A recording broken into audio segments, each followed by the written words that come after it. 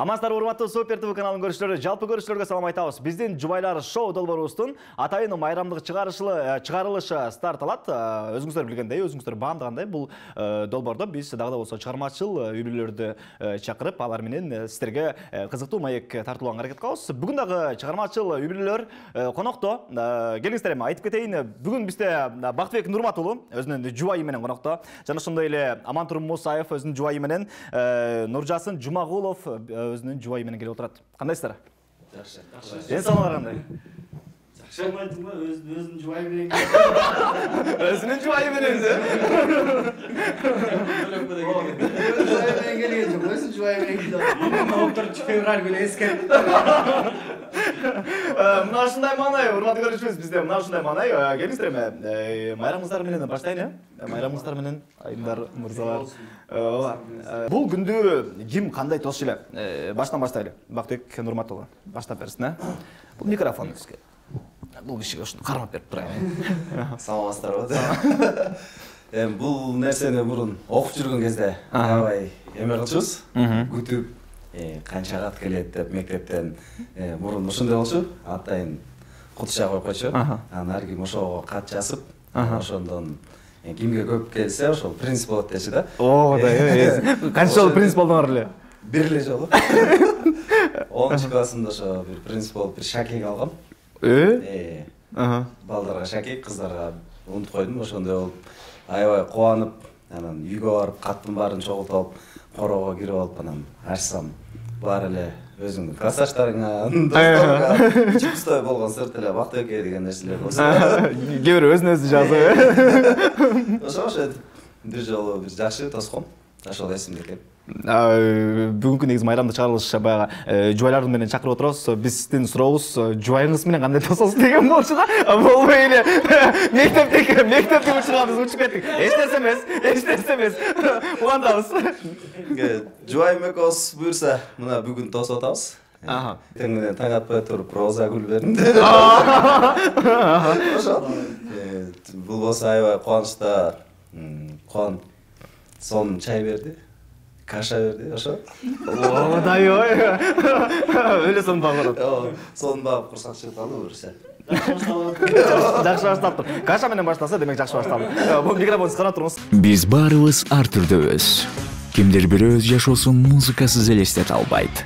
Кимдир бирөө күн сайын жаңы фильм же сериал көрөт. Ал эми кээ бирөө үчүн такси күнүмдүк муктаждык. Эгер мунун баарын бириктирсекчи, о мобилдик оператору Яндекс Плюс менен бирге эко тутумду ишке киргизип жатат. Яндекс Музыка, фильмдер жана сериалдар такси сапарларында арзандатуулар. 90 күн толугу менен акысыз. Мой о тиркемесинен же жылдызча 0.94 буйрутмасы менен кошуп ал. Биз менен бирге ар дайым артыкчылыкта бол. Мен алтын айдан сурайын. Мунун баары чынбы я? Чын болот. Кайсы гүл?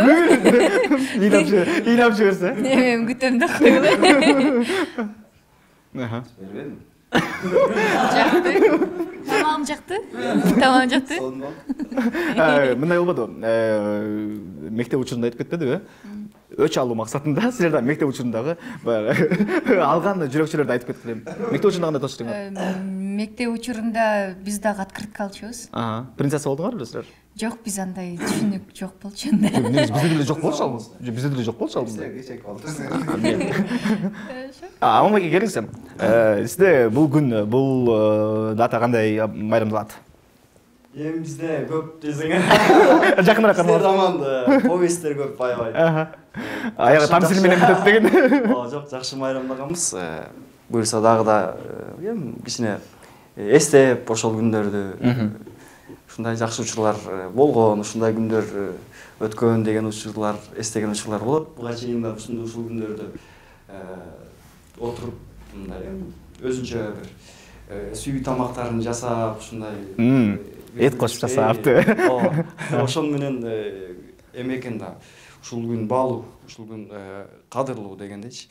Анан ушул негизи бойдок кезде мына Бактыбек мектеп кезде айтып кетпеди. Анан бойдок меники бойдок кезде көбүрөөк эсте калыптыр да. бойдок кезде аябай күтүп жеңилер чыгып атасыздар. Жеңилер. студент кезде Мындан деген кийин канча студент кезде ушул аябай майрам болчу дайыма университетте. Андан кийин ар ким өзүнүн сүйгөнүнө белек камдап ошол белекти алып барып берип ушул күн негизи биз үчүн мындай жакшы күн болду да. Канча сүйлөшүп үйлөндүңүз эле? Көп эле сүйлөштүк бир. Канча? Көп канча? Канча сүйлөштүк бир эки Убакыт өткөн сайын негизи келинчектер жооп берип атат бул суроого. 2 жыл 3 жылдай сүйлөштүк. 2 жыл 3 жыл ошол бойдок кезде үйлөнүрөк кездеги баягы ушул күндү майрамдаган менен үйлөнгөндөн кийинки экөөнүн айырмасы бар экенби? Бар да. Кантип жок. Айырмасы, ошол айтып атам, айырмасы кийин эстеп ушул бактылуу күндөрдү эстеп калат экенсиң. Келиңиз эми жеңе. Сиздин версияңызды канча эмне белек бердилер? Көйлө белек берген. Сен микрофон менен муну. Айтыр, коркпой. Эгерде берген болсом деп кайра сурап бере бербейсиңерби? Эмне белек? Суроону кайра баштайын. Жеңе, сизге 14 февралда Амантур Мусаев эмне белек бердилер?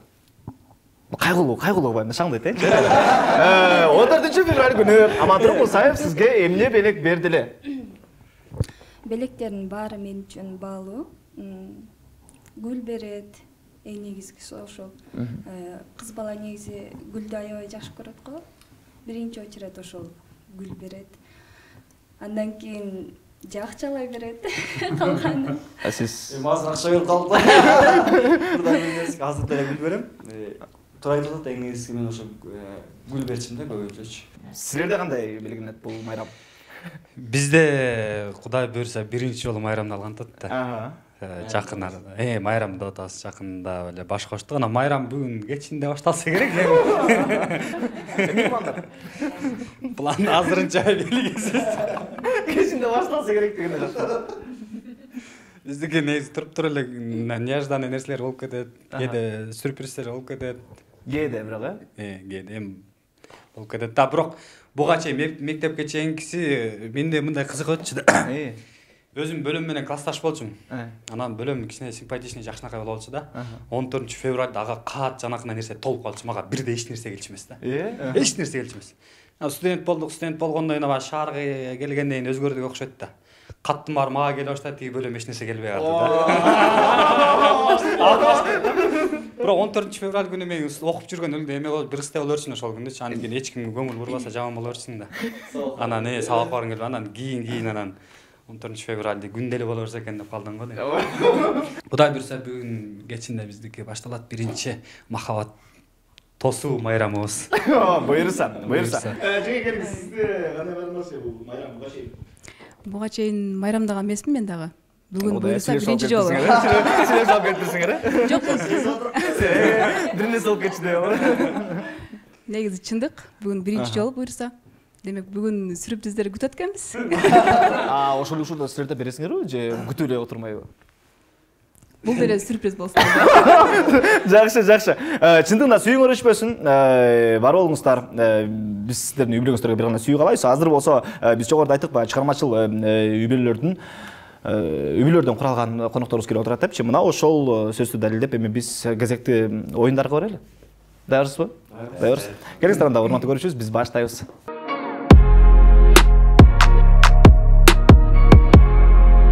Жубайыңыздын тиш щеткасынын өңү. Тиш щеткасынын өңү эме болгон. Экөөбүз чогуу алганбыз, анык ак, айнек сыяктуу, кармагачыч, щеткасы ак. Розовый. Маникюрду канча убакытта бир жасатат, билесизби? Ал негизи маникюр жасатпайт, өзү эле үйдөн боёнот да. Турмушка чыккандан бери мен жазат элекмин. Жылдыз белгиси кайсы? Чынын айтайын билбейт экенмин. Дева. Бийкеч. Жубайыңыз өзүнүн кайсы дене мүчөсүн жактырат? Так. Көзүм го дейм, кирпигин. Көзүмдү го. Социалдык тармактагы баракчасында канча катталуучусу бар? 25 менен 20 ортосунда.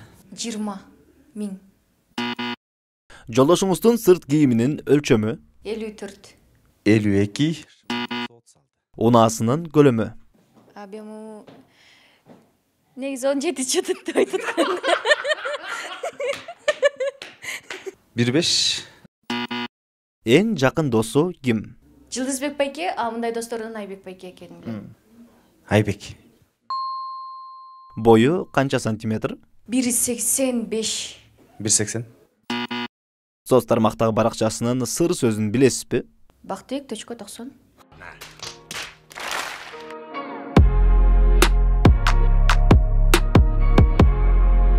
Жубайыңыздын гардеробунда кайсыл түстөгү кийимдер басымдуулук кылат? Кызыл, розовый, ачык кызгыл тушлар койдойм. Кызыл, Колдонгон атыры? Колдонгон атырын точносын карап көргөн эмесмин, бирок мындай колдонбой деле билбейм ошонусун.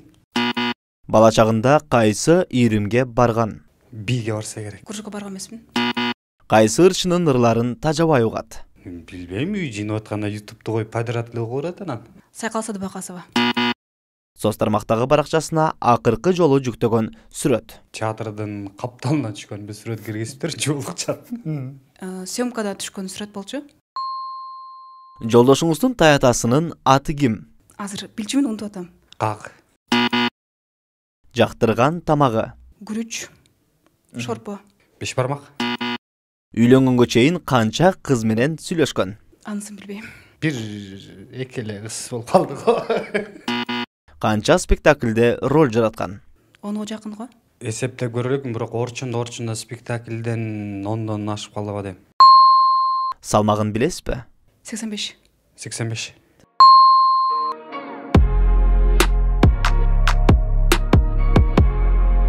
Жубайыңыз азыр кандай түстөгү байпак кийип жүрөт? Кара түстөгү байпак. Кара. Сумкасында дайым алып жүргөн косметикалык каражат? Жанагындай эме алып жүрөт. Бетке коет го, мас сыяктуу. Помада жүрөт.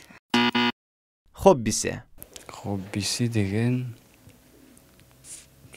жанагындай эмелер жасайт, мындай торт сыяктуу ушундай бир эмелер жасаган. Жок. Бала чагында ким болууну кыялданган? Бала чагында ушу дизайнер сыяктуу айтат да, көбүнчөчү дизайнер болуп келчү деп. Менби врач. Жубайыңызга соңку ирет берген белек? Көйнөк алып берген. Алтын. Жолдошуңуз колдонгон парфюм? Dolce Gabbana. Мен негизи көп колдончу эмесмин. Ушу акыркы учурда эле колдонуп калдым да. Көп болсо бир 2 ай боло элек. Такыр колдончу эмесмин. Кандай үлгүдөгү унааларды жактырат? Негизи Mercedes'тин маркасына кызыгат. Хондалар жагат. Уктаганда коңуроқ тартабы? Кээде тартат. Жок. Телефонуна канча убакытта бир бирдик салат? Жумасына бир. Жума сайын салам. Бут кийиминин өлчөмүн билесизби? 41. 41.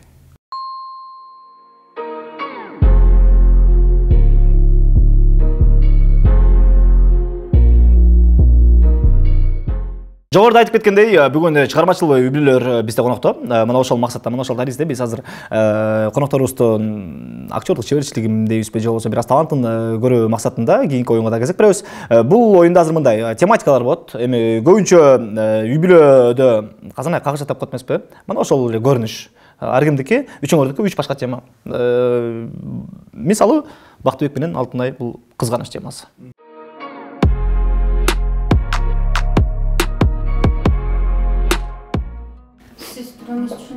Кандай тура эмес түшүнүп атам мен.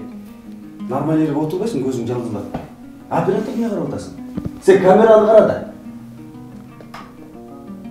Же обязательно тигиге барып монтип карап турушуң керекпи? Ал роль да же. Роль болгондо эле ролдо эле ар кимди карай бериш керекпи?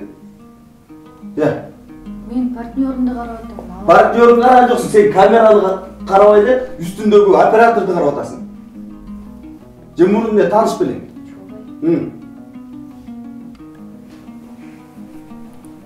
Алло. Аз бош элекмин, бошогондон кийин чалып коем. Же мындан кийин анда вообще эле анда съемкага келбейли го анда, үйдө эле отуруп. Уктуңбу? Сиз туура эмес түшүнүп алыңыз.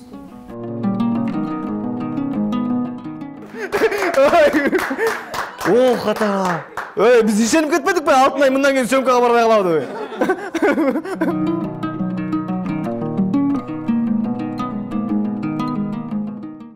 кийинки биле мындай бассын, Нуржасындар аябай чоң сумманы, короче, бир күндө коротуп салды да. Алло. Ой, которос, мына азыр котором. $10,000 азыр котором. Азыр банка барасыз, очередь алырсыз, мен бияқта мына кирген банка.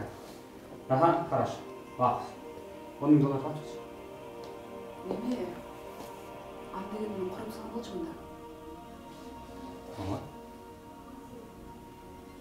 Неге кураттың?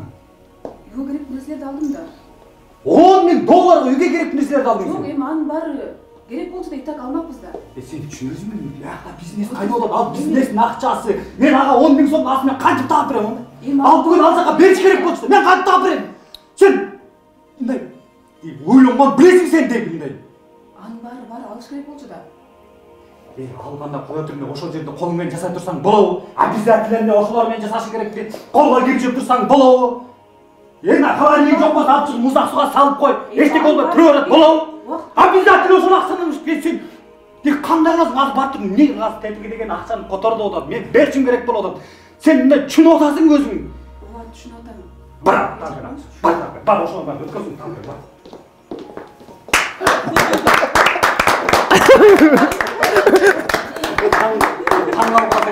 Үлүмдү анекдот.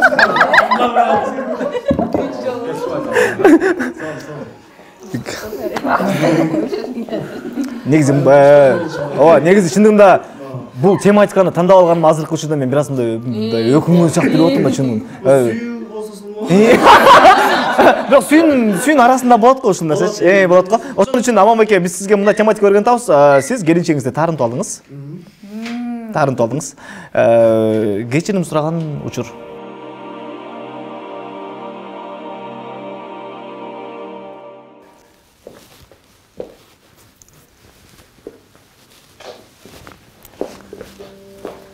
Кешір қойшы жаным.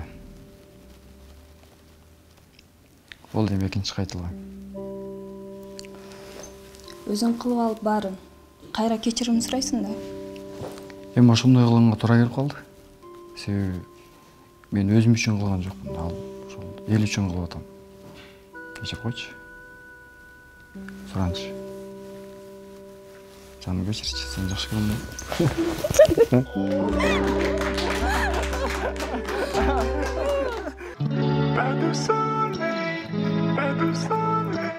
Мунун бардыгы тамаша.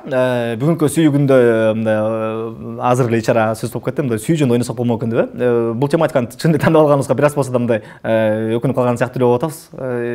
Кечирим сурайбыз эгерде аша чаап утура эмес темеге койгон болсок. Улантабыз. Кийинкиси болсо мындай болсун, урматтуу көрүүчүбүз.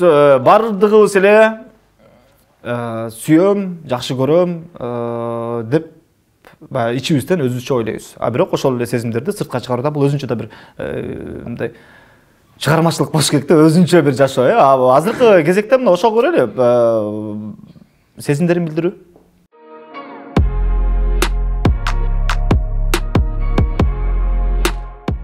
Жаным мен, сүйгөнүм мен. Бүгүнкү 14 февраль сүйүү күнүндө сага жакшы сөздөрдү айтайын дедим.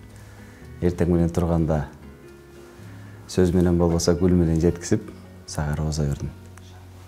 Сен менин жашоомсуң, сен менин сүйгөнүмсүң. Сен сулуу кыз, көзүң кара карагат. Бир мен эмес, көп адамдар суктанат. Сенин көзүң, кирпиктериң ойлосом, куса болуп кара көздөн жаштанат. Өт жаным, сага арнап бүгүн да эфирде бир гүл берип коеюн деп могул гүлдү алып келдим.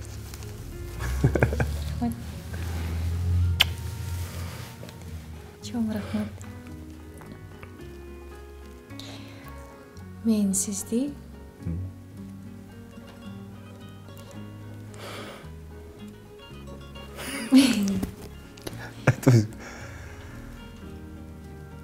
болгон жүрөгүм менен жакшы көрөм.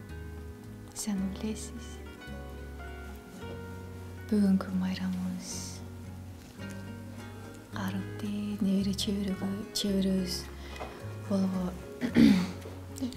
Небере чеберебизди көргөнчө ушул сүйүү күнүн белгилеп жүрөлү. Сүйүүбүз эч качан азайбасын. толгондон толо берсин. Мен сизди чын жүрөгүмөн сүйөм. Мен да. Айрам. Чоң рахмат.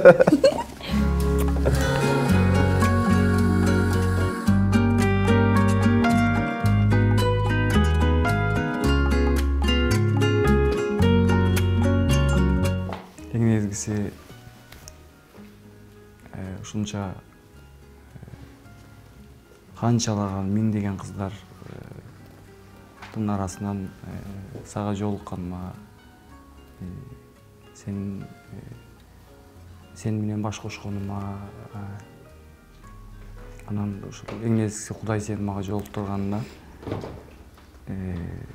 миң мертебе шүгүр. Мен сени кандай жакшы көрөрүмдү сен өзүң билесиң.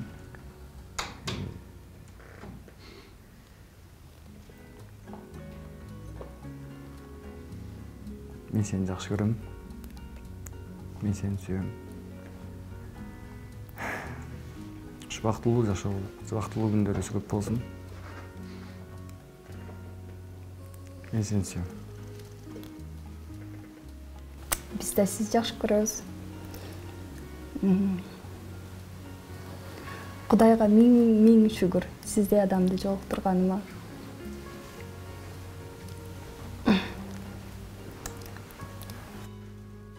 Рахмат. Балдарыбыз менен биз сизди жакшы көрөбүз.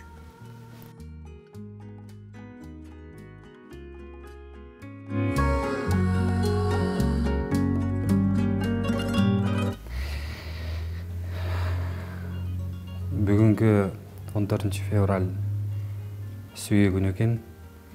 Бирок менин сүйүүм бүгүнкү күн менен гана чектелбейт. Мен үчүн ар бир күнү сенин маанайың, сенин дем алган демиң мен үчүн сүйүү. Бирок ошентсе да бир эки куплет жакшы арнагым келип атат. Ай чырайлуу жаркыраган келбетиң, аалам бетин жарык чачкан гүлгө тең. Ала тоонун атыр жутты гүлүндөй боркурайсың, жыпар жытты периштем. Көз өпкөн берекемсиң билбептирмин, жүрөккө дем экенсиң сезбептирмин. Өзүңдү аяламдан издептирмин, аялам сен экенсиң билбептирмин. Мен сени жакшы көрөм. Мен да сизди жакшы көрөм, сыйлайм, колдойм.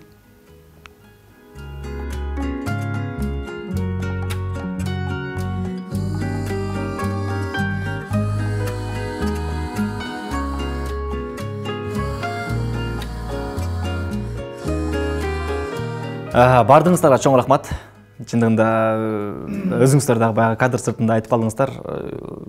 Мындай сезимдерди көптөн бери билдире экенбиз. Бул биринчи жолу болуп атат деп эксклюзив. Биринчи этаптан биринчи тепкичти бастыңар. Мындан кийинкиси жеңил болуп болуш керек. Мындай сүйүүсүздөрдүн арно бири-бириңиздерге болгон сезимдерди арно. Мен силерге дагы да болсо бир гана үй бүлөлүк бакыт каалайм. Үйүңүздөрдө дайыма сүйүү өчпөсүн. Сүйүүңүздөр күндөн күнгө оталып, жалындап, күчөй берсин. Бар болуңуздар, аман болуңуздар. Келип бергениңерге терең ыраазычылык билдирем. Чыгармачылык ийгилик баарыңыздарга. Рахмат. Рахмат. Мына ушинтип урматтуу Супер ТВ каналыбыздын көрүүчүлөрү, бүгүнкү биздин 14 февраль сүйүү күнүнө арналган атайын чыгарылышыбыз дагы соңуна жетет. Кийинки берүүлөрдөн көрүшкөнчө аман эсен туруңуздар.